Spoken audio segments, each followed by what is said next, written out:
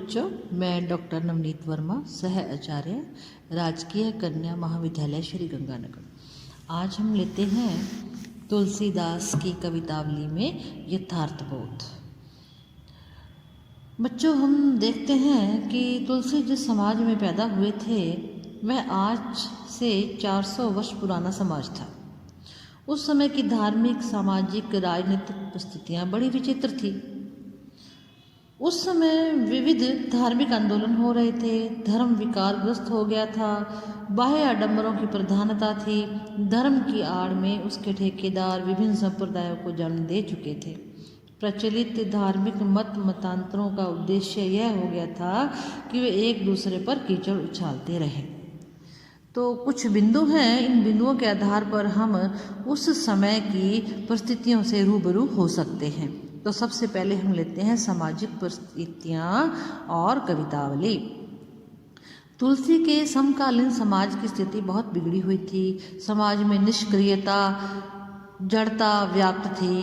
अकर्मण्यता के कारण समाज खोखला होता जा रहा था। यहाँ के राजा लोग अपने को दूसरों के हाथों सौंप कर निश्चिंत हो गए थे और प्रजा भी यथा राजा तथा प्रजा के नियमों में ढलकर अकर्मण्यता के पथ पर अग्रसर हो रही थी। अब समाज में पाप बहुत ज़्यादा बढ़ता जा रहा था। पापी लोग पाप की कमाई खाने में ही अपनी भलाई समझते थे। वे राहगीरों को लूटा करते थे, ब्राह्मणों को मारकर उनके धन को प्राप्त करके और अपने भंडार भरते रहते थे। समाज में भिखारी भी बहुत ज़्यादा हो गए थे। भिखारियों की संख्या दिन प्रतिदिन बढ़ रही थी। दुख जो थे, वो दरिद्रता, दुख, पाप सब कुछ बढ़ता जा रहा था और सुख संकुचित होता जा रहा था। तो सामाजिक दुर्वस्था का चित्र जो है तुलसी ने अपनी कवितावली में बीच बीच में बहुत व्यक्त किया है। तुलसी ने अकबर और जहांगीर दोनों का शासन देखा था। अतः जहांगीर के शासनकाल में पड़े अकाल और महामारी जैसे रोगों की भी तुलसी ने संकेत किया था। अब लेते हैं धार्मिक परिस्थितियाँ कैसी थी कवितावली जब उन्होंने लिखी। तो तुलसी के समय में धार्मिक स्थिति भी बड़ी अस्त व्यस्त थी। मर्यादाएं भंग हो रही थी। लोग किसी भी स्थिति में वर्ण और धर्म को मानने के लिए तैयार नहीं थे। तुलसी ने इन समस्त स्थितियों को अच्छी तरह से देखा और इन सब स्थितियों की कड़ी आलोचना की। तुलसी धार्मिक व्यक्ति थे, अतः वे धर्म के ह्रास को किसी भी स्थिति में स्वीकार नहीं करते थे। उनकी दृष्टि में ऐसा अधर्म साक्षात धोखा और प्रवंचना ही थी। कलयुग के प्रभाव में आकर जप, तप और वैराग्य सभी अपनी जान बचाकर भाग खड़े हुए थे। वर्णाश्रम धर्म तो विलुप्त ही हो गया था। लोगों के मन में आस्था के संस्कार भी धीरे धीरे डगमगा रहे थे। वेदों और पवित्र ग्रंथों से भी सभी का विश्वास उठ गया था। वेदों का पठन पाठन तो दूर की बात थी, लोगों में एक दूसरे के प्रति गलतियां निकालने की जो प्रवृत्ति है वो बढ़ती जा रही थी।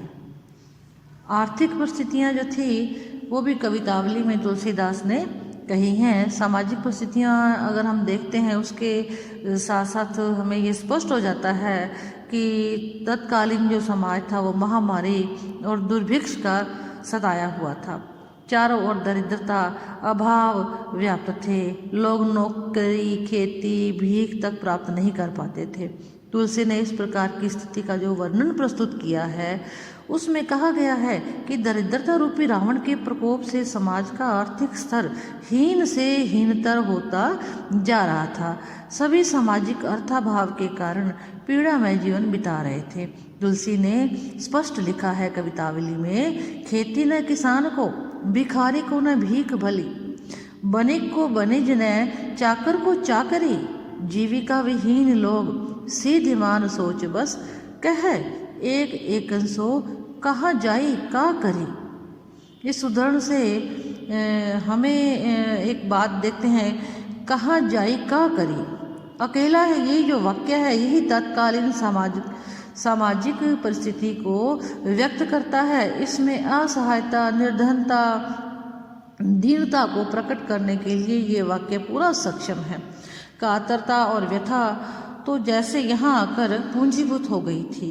उदर पूर्ति के साधनों के अभाव में मनुष्य सब कुछ करने को तत्पर हो जाता है।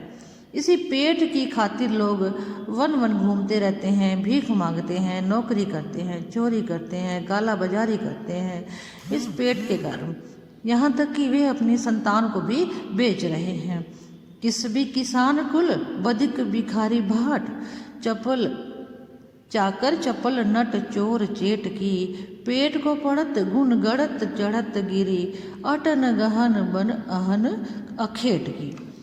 तो ऊंचे नीचे जो कर्म है वो भी करते हैं किसके लिए? पेट के लिए। तो तुलसीदास ने अपनी कवितावली में आर्थिक स्थिति को भी बहुत अच्छे से स्पष्ट किया है।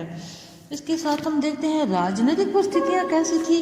तो राजनीतिक परिस्थितियों में कवि ने कहा है, उसका जो चित्रण जो किया है कम है, लेकिन किया है केवल कुछ ही पद ऐसे हैं जिसमें तत्कालीन राजनीतिक स्थिति का रूप कवि ने चित्रित किया है। रामचरितमानस और दोहावली में इस तरह के वर्णन अधिक आए हैं। कवितावली तो केवल इतना ही संकेत देती है कि उस समय राजा का हित चिंतक नहीं था, वह अपनी जनता के प्रति भी कृपालु नहीं था, उसका समाज भी छली था। कल्लू कराल नृपाल कृपाल न राज समाजु बड़ो ही छली। तुलसीदास ने कहा है कि वेद धर्म दूरी गए, भूमि चोर भूप गए, साधु सीधमान जानी रीति पाप पीर को। इसके साथ हम देखते हैं सांप्रदायिक परिस्थितियाँ अगर हम देखते हैं कवितावली के माध्यम से, कवितावली के संदर्भ में, तो तुलसीदास ने अपने समय में सांप्रदाय का विष पूरी तरह से व्याप्त होते देखा था। धार्मिक और साहित्यिक क्षेत्र में लोग मनमानी कर रहे थे। अनेक पंथों का प्रचलन था। गोरख पंथ और निर्गुण पंथों का अपना अपना राग परिचित था। सगुण मत अपनी विशिष्टता प्रतिपादित कर रहा था। प्रहलाद की रक्षा के लिए प्रभु पत्थर से भी निकले थे, न कि अंतर से। उन्होंने साफ साफ कहा है, अंतर जामियों ते बड़ बाहर जामी हैं, राम जे नाम लिए ते, धावत धेनु पेनहाई लेवाई, जो बालक बोलनी कान किए थे।